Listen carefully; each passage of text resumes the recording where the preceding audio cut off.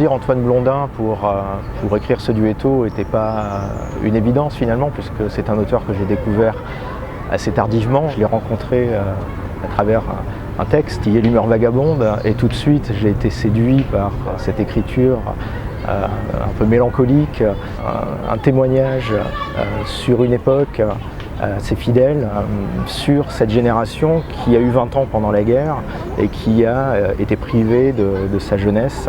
Il y a d'ailleurs une phrase intéressante d'Antoine Blondin que l'on peut rapprocher de sa blessure de jeunesse au sujet de la privation de liberté, qui dit qu'un athlète est un homme qui cherche à repousser les limites de sa prison. C'est intéressant puisque, y compris dans le sport et dans l'exploit, ce qui l'intéresse finalement, c'est la suppression des limites, y compris des siennes.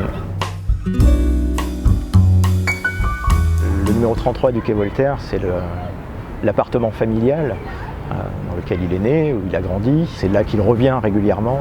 Il y a un épisode en particulier dans son enfance où il s'évade de l'internat et qu'il revient dans l'appartement de ses parents. Et finalement, il a vécu toute son enfance juste au-dessus de la Seine et il ne se sera jamais éloigné de ce quai Voltaire. Toute sa vie, il l'aura passé dans un périmètre assez restreint qui se situe autour de Saint-Germain-des-Prés, de la rue du Bac et pas très loin finalement de l'Académie française. La rue du Bac est évidemment un des lieux emblématiques d'Antoine Blondin, mais pas seulement d'Antoine Blondin. C'est un lieu où on retrouvait également ses camarades, Albert Vidali, Robert Fonta, le peintre, et ils se retrouvaient au Bar Bac, le bar qui se trouvait rue du Bac et qui était ouvert 24 heures sur 24. Donc ils étaient sûrs de trouver un comptoir qui pouvait les accueillir, toujours un verre prêt à boire, et des amis qui étaient habitués de ce lieu.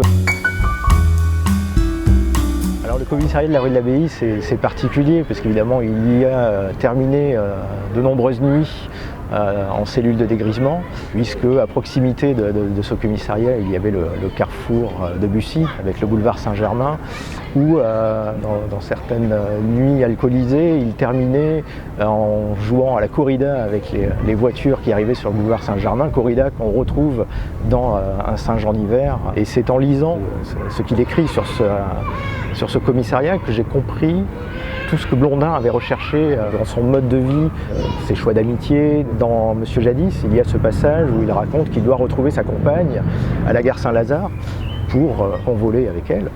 Et il ne va pas pouvoir la rejoindre parce qu'il se laisse enfermer à la fin de cette nuit passée avec des camarades en cellule. Et donc il ne peut pas la rejoindre. Et finalement, toute l'œuvre de Blondin est sur cette question du choix des prisons. Et Blondin va choisir ses prisons plutôt que de se laisser imposer des enfermements par d'autres personnes.